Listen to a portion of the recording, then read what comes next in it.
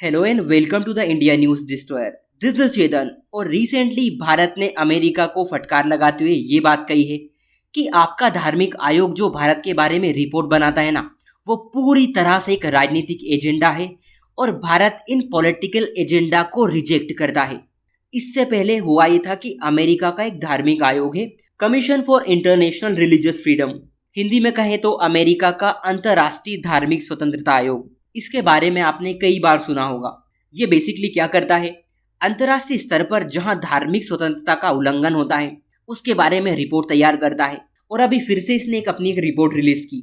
भारत पर यह रिपोर्ट सेमा हसन ने बनाई है, जो कि इस कमीशन में एक पॉलिसी एनालिस्ट है और इन मैडम का फोकस इंडिया, पाकिस्तान और अफगानिस्तान पर रहता है। अब ये रिपोर्ट क्या कहती है आप उसे समझिए। अमेरिका की रिपोर्ट बोलती है कि भारत धार्मिक स्वतंत्रता का उल्लंघन बहुत ही व्यवस्थित तरीके से करता आ रहा है, इसलिए अमेरिका को इसे विशेष चिंता वाला देश घोषित करना चाहिए।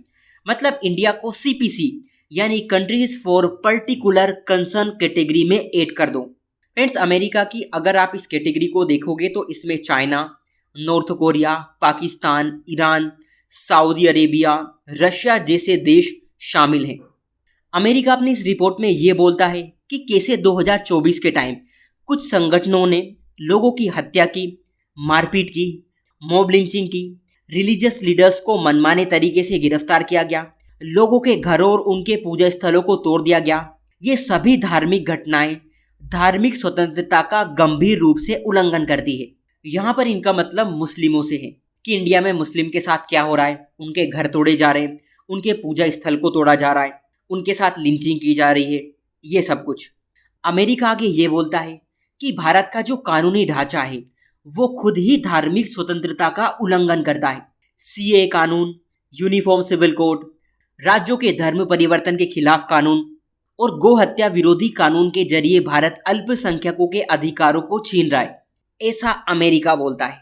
जबकि हम सब जानते हैं कि ये सारे कानून तो भारत में धार्मिक स्वतंत्रता की रक्षा करने के लिए लाए गए ताकि किसी की भी धार्मिक भावनाओं को ठेस ना पहुंचे। मतलब सीधी सी बात है कि अमेरिका अब भारत के कानूनी ढांचे पर भी सवाल उठाने लगा है, जो न सिर्फ भारत के आंतरिक मामलों में हस्तक्षेप करने जैसा है बल्कि भारत की संप्रभुता का सीधा सीधा उल्लंघन है। क्योंकि संविधान में खुद यूनिफॉर्म सिविल कोड की बात की गई है। अगर भारत सरकार उसके बारे में कुछ बोलती है, कुछ सोचती है, तो उसमें क्या गलत है। इसी तरह फोर्सफुली धर्म परिवर्तन करवाना एक अपराध है और अगर इन अपराधों को रोकने के लिए हमारे राज्यों के पास कानून है तो इसमें अमेरिका को क्या दिक्कतें हो रही है। खैर, इसका जवाब हमारे विदेश मंत्रालय ने दिया। विदेश मंत्रालय के जो प्रवक्ता है रणधीर जायसवाल, उन्होंने कहा है कि आपका ये जो धार्मिक स्वतंत्रता का आयोग है ना, ये एक पक्षपाती संगठन है जिसका एक अपना राजनीतिक एजेंडा है। अमेरिका की ये संस्था फैक्ट को गलत तरीके से रखती है, भारत के बारे में झूठ फैलाती है ताकि भारत की इमेज खराब हो। और ऐसा ये लोग क्यों करते हैं? ताकि इनके ऊपर कोई सवाल ना उठाए। फ्रेंड्स, अमेरिका का ये जो आयोग है ना, वो पूरी तरह से पक्षपाती है। जब इंडिया में अल्पसंख्यकों से संबंधित कुछ भी होता है ना, तो उसे ये लोग बड़ा चढ़ाकर बताने लगते हैं। वहीं दूसरी ओर हिंदुओं के साथ कुछ गलत होता है ना, चाहे इंडिया की बात हो या फिर दुनिया में कहीं भी, इनकी उस पर कोई रिपोर्ट नहीं आती। इवन बहुत बार तो ऐसा होता है कि ये लोग हिंदुओं पर जो अटैक होते हैं ना, उसे दुर्घटना बता देते हैं कि ये तो दुर्घटना थी। जबकि इंडिया में कुछ अगर छोटी सी भी घटना हो जाए ना अल्पसंख्यकों के साथ, ये लोग बड़ी बड़ी रिपोर्ट बना देते हैं और दुनिया के सामने ऐसा बोलते हैं कि ये देखो इंडिया में क्या हो रहा है, इंडिया में ऐसा हो रहा है, इंडिया में वो हो रहा है, इंडिया में अल्पसंख्यकों के साथ अत्याचार किया जा रहा है। ये इस तरह से अपना पूरा एजेंडा चलाते हैं। विदेश मंत्रालय ने आगे ये बोला है कि आप ये जो भारत के खिलाफ एजेंडा चलाते हैं ना, उनसे दूर ही रहो तो बेहतर है। इससे अच्छा ये होगा कि आप अपना टाइम अमेरिका में जो ह्यूमन राइट वायलेशन होता है ना, उनको ठीक करने के लिए कीजिए। और इस तरह भारत ने अमेरिका की रिपोर्ट को कचरे में डाल दिया। सो आज के लिए इतना ही।